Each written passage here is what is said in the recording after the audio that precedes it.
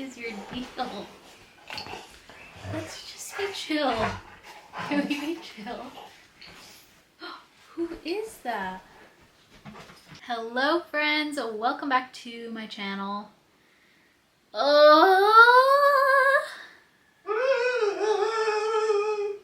I'm sorry guys, that sounded a little fake, it's a little pushed, a little forced. What's up?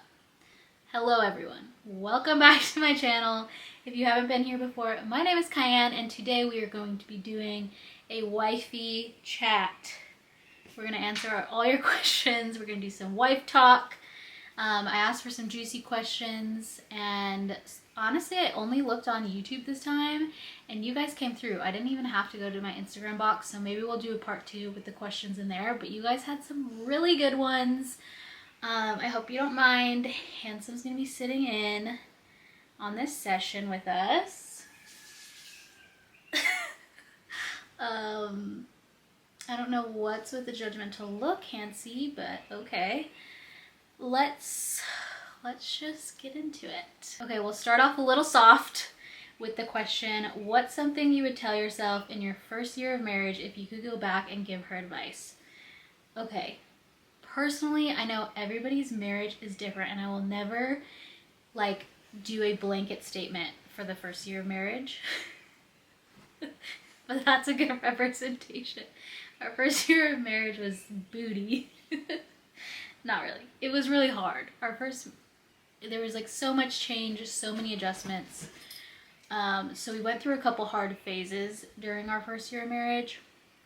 But we also met and got married within 10 months. So we didn't have years of time to like really see what each other's struggles and issues were. So a lot of that was exposed right before, like during engagement and the first year of marriage. So that's why I feel like it was a bit harder for us. Whereas if you've maybe been dating longer, this might not be the case for you.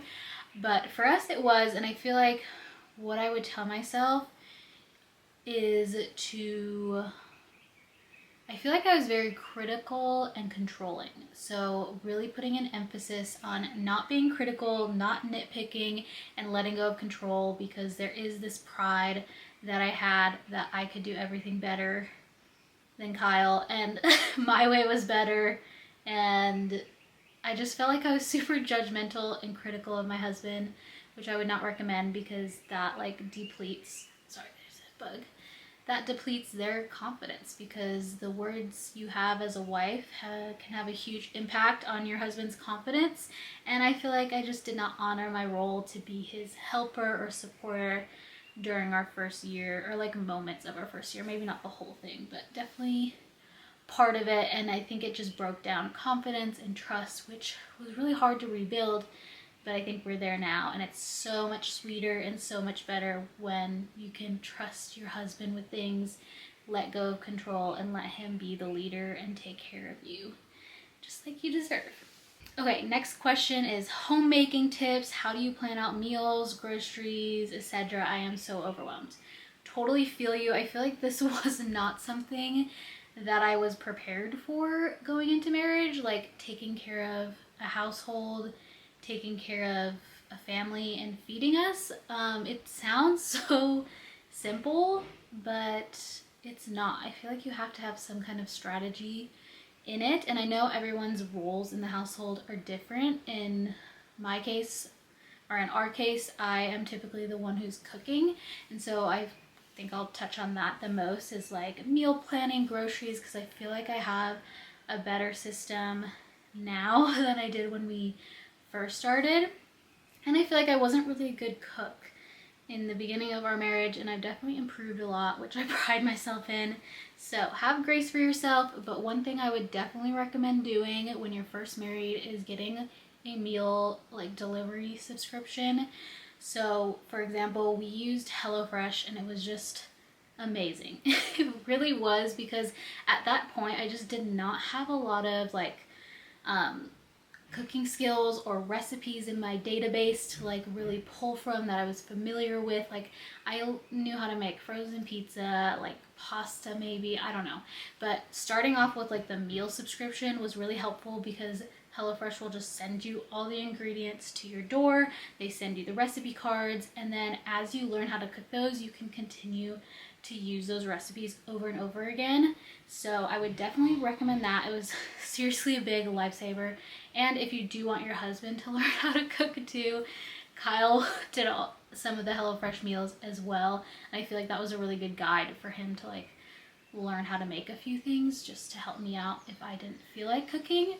If you have no idea what I'm talking about, basically it's super simple. HelloFresh has a website and app, and you can go on and you can pick which recipes you want sent to your house that week, and they will send you all of the ingredients pre-portioned, the recipe card. It's like super flexible, so you can like switch between how many meals you want a week or how frequent you want your box. You can always pause it. So I feel like that's just such a great way to start your journey and to like ease into it, because I know it can be so overwhelming. So if you do want to try HelloFresh, you can use the code KianFresh to get 65% off your HelloFresh order. This is also valid internationally, so if you're watching from the US or no matter where you're watching from, you can still use my code to get a special discount. And then some other strategies I use to meal plan is actually my notes app on my phone. So if I was using HelloFresh, I would write down the recipes that I'm ordering that week, and then I would just think about what I need to fill in the gaps. So I like to just keep a note of all the recipes I like on my phone with a link to the blog post or a link to like the TikTok I saw it on. I also started importing my recipes into my Notion planner, which is kind of cool, but I notice it's kind of almost easier just to look on my app than open up Notion. And then I like to look at my meals, put down breakfast, lunch, dinner, write down a couple recipes for breakfast. So usually I do like avocado toast, breakfast tacos, smoothies. Lunch, I usually eat leftovers, or I'll do just like have a couple options in there. Dinner is like the heavy hitters, so I like to keep whatever recipes I'm rotating there, and then I'll make a little grocery list for each recipe. And I'll insert some videos because I feel like I'm not explaining this very well. But this has been a lifesaver. This has been a lifesaver when planning out our meals. As far as cleaning, I'm still like trying to get a routine down for especially deep cleaning. I feel like I'm good at tidying up every couple days, but when it comes to deep cleaning, I don't know. I need to get on like a schedule or something. So if you have any tips for that, you let me know, because I do not have all the answers. Kyle's gonna come in and answer the next question with me. What's up, everybody? We have a special guest. Oh no, we have two special guests. Okay, somebody asked, have you experienced anxiety with this pregnancy after miscarriage, and how did Kyle take the miscarriage? My husband and I processed ours very differently. So to answer the first question, I feel like I only had a little bit of anxiety the first couple weeks after I found out I was pregnant, but since then, thank the Lord, have not had anxiety about the pregnancy. So that's been good. Did you ever have any anxiety? No anxiety, just joy. Yeah. Yeah. Okay, and then how did you take the miscarriage? What was your experience? Nancy, how did you take the miscarriage? Oh, you meant me? Yeah. Oh, I thought he came out, he was ready to go. For me, super interesting, because, I think it's just obvious and common sense, like the woman is going to feel it more emotionally. They have the connection, like it's happening in your body and all that. So for me, I think it was just more like major like concern for you. And it was like waves of like heartbreak for actually experiencing and having a miscarriage, and like processing that and understanding like what that actually means. And I would go through like waves of like just breaking down. I know, like, but it was like never around her for the most part. Like we had moments where like I'd be with her and comfort her and all, and like we both, you know, cry and express that. But I don't even know if you like know this, but No, I don't. I had kind of like breakdowns at random times whenever I was alone. So like I remember one time we were working on the farm and I was out doing the wood chips, and at one I was listening to a song and I forget what the song was, but it said the word miscarriage and I just started like bawling. Oh my gosh, And and yeah, it was actually a really good song. I listened to it over and over and over again, but it was kind of like a way for me to process it. You know, it was like I was alone, I was working, and that's a good way for me to process and also like just release, is like to do something, to work, especially when it's physical and labor. So yeah, I just remember like I had moments where they actually helped me a lot. And I would just like let myself loose, and I'd probably sob like a, you know, ugly baby, just drool, snot, all of whatever was going on, who knows, but it was just moments of like release. And I know I had it happen in the car one time driving, and stuff like that, but I guess like to answer the question, like how did I process it? It was allowing myself to be weak and allowing myself to feel the emotions and to sit in it and just like let whatever happen as I like accepted the truth and the reality of it. But then also like I would say not that it was a distraction, but more often than not I wasn't focusing so much on the miscarriage, I was focusing on you. Yeah. You know, and it was just like understanding what she's going through and her body and her mind and emotions and how it all must be going. I'll never comprehend or understand it, but like just trying to be there for her as much as I could, and just serve her and love on her. And I think even doing that helped me process. But yeah, it was a wild time. I didn't even know any of that. Like, I didn't know you had any breakdowns. Why didn't you tell me that? Was there like a reason just never behind came it? up. Or are you just kind of doing it? Just never came up. Yeah. Yeah, I just, you know, had my moments and I'd release a lot. Yeah. And I think it's healthy to have those moments and just like allow yourself to feel it and just don't try to control yourself or your body, but let it go. Yeah.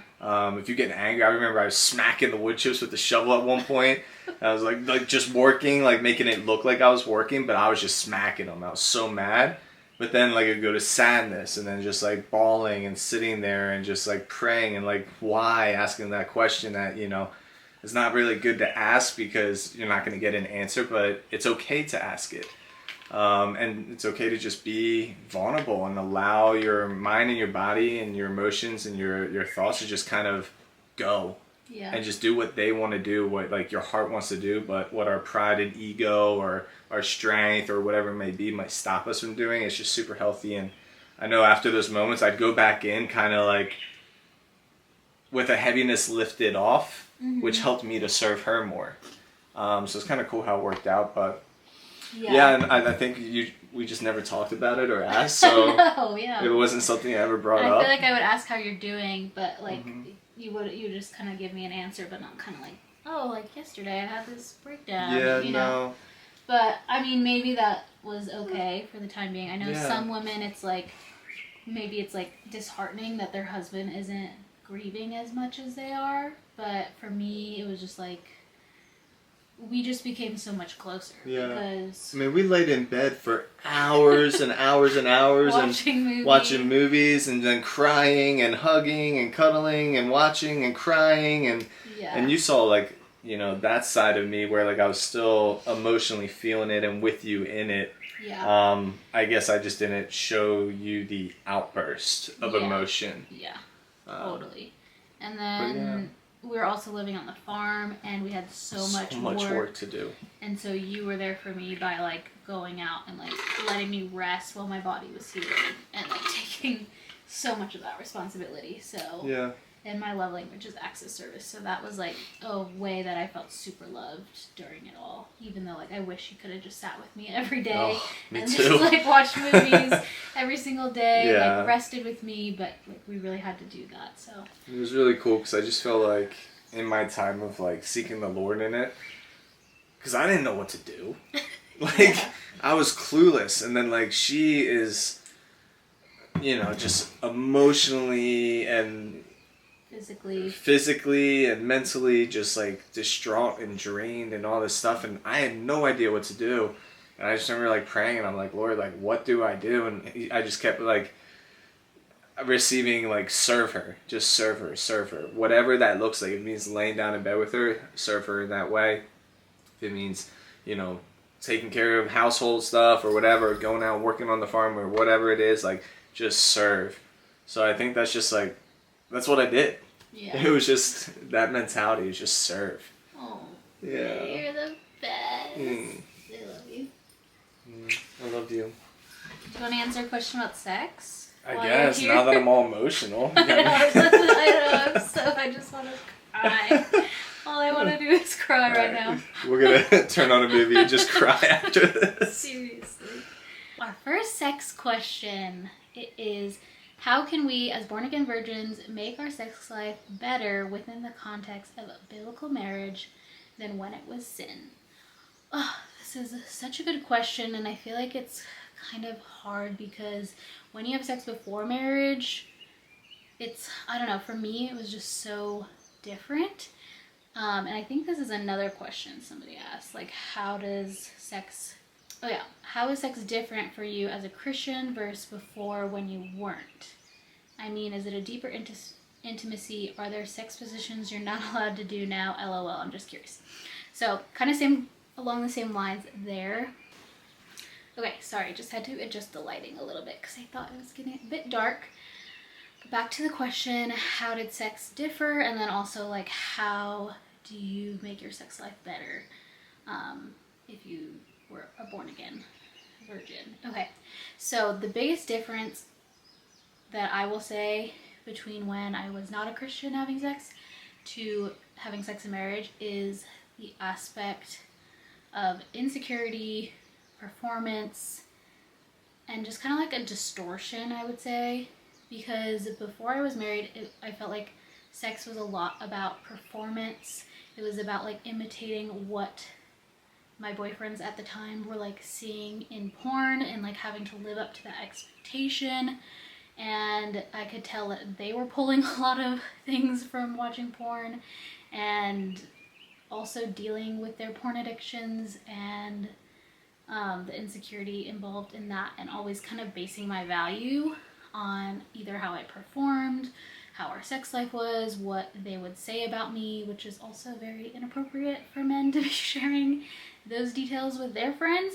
But anyway, I took a lot of pride in that, and I feel like since being married, it's just so much more intimate, safe. It's not about performance. It's really more fun and comfortable. Like, yeah, I don't know. I just like don't have to put on like a show or anything like that. And there's also like so many more like just more real. I don't know. Like there's so much more like awkward moments that aren't awkward because you're like married to your best friend.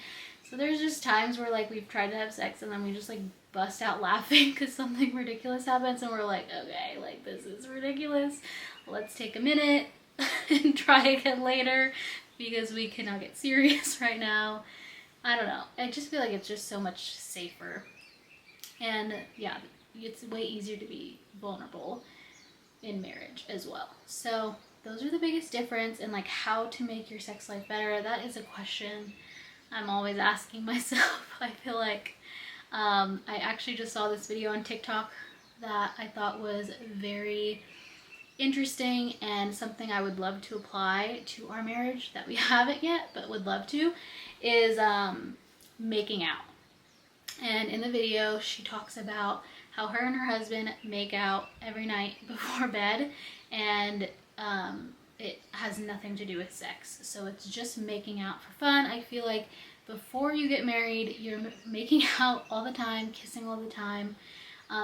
and like want it, I don't know, just gets you going because you have that boundary of you can't do anything more than kiss if you're waiting for marriage. And so like it's so much more fun. And I don't know, there's just something about making out when you're young and like before you're married that's so fun. But then when you get married, I feel like you only make out, maybe this is just my experience, but I feel like it's a lot of people's experiences, like you only make out when you're about to have sex. So the point of this is to desensitize yourself to making out, and it not to be a trigger for sex, but just to be just something intimate you're doing that is fun and not linked to sex, because I feel like that's an easy way to like really turn your sex life into something more like a task, or like, oh, like we're gonna, like he's trying to make out with me, that means he wants to have sex, you know, like it should just be something fun. So, and I feel like that kind of intimacy with kissing will really improve your sex life overall if you can get comfortable with that. So I don't know, I will continue to research and come up with ideas on how to improve that. But yeah, that's kind of my tip right now. Somebody asked, what helps y'all grow closer in intimacy, emotionally, physically, and spiritually? Along the same lines, what helps you both be more vulnerable with one another? So when me and Kyle first got married and when we were engaged, we really tried to do spiritual things together, like reading the Bible. But like I said, I had pride, I think Kyle had pride, and we were just like hurting each other when we were like trying to read the Bible together. And it always like brought up a lot of, like, it was just super triggering to read the Bible together. And it, like, some things were controlling on my part, and like other times it was like him feeling like he had to prove himself. So honestly, that is something we did not do a lot in our first year of marriage, because it was just leading to a lot of fights. And I feel like we really needed to build our trust in each other before we could handle that, which sounds so sad, but I'm just trying to be honest here. Like, sometimes doing your quiet time individually in certain seasons is really necessary. But something we do that always helps us, maybe not in the beginning, honestly, even church sermons would trigger us when we would talk about our opinions afterwards. We got into some big fights after that. But now, going to church, we are able to talk about it. Going to group Bible studies is amazing, or just like talking with other couples about our faith. Us going individually to our own Bible studies or meetings and coming back and talking about it, that's super healthy for us and helps us grow. And then as far as like emotionally, I think something that we've been doing every week is having a family meeting after church, and we talk about 5 different categories of life.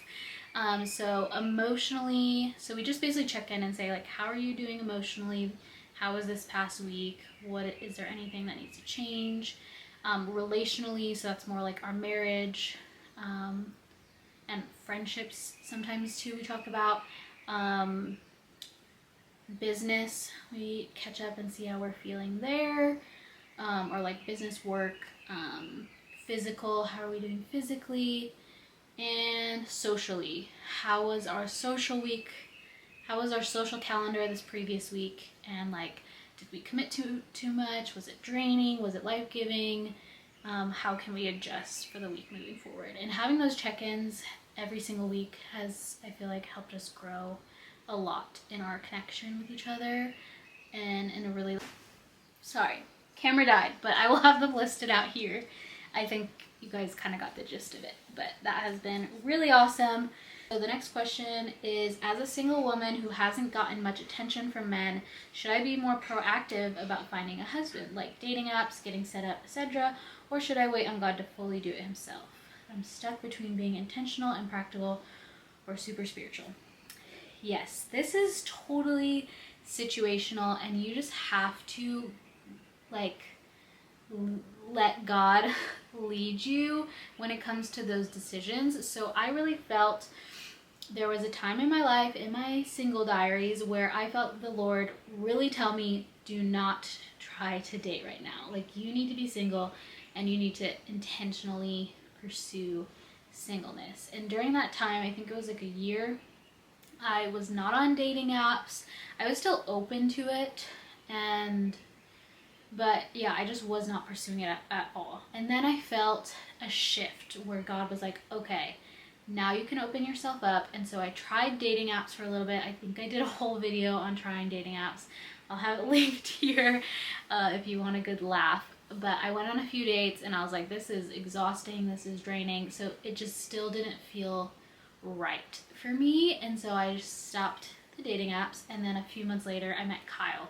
So it was more so about me being open to dating. But then I was like, you know, dating apps is not it. So I'm just going to be open, but I'm not going to be like pursuing it. But then when I met Kyle, I still made it known that I was interested in him.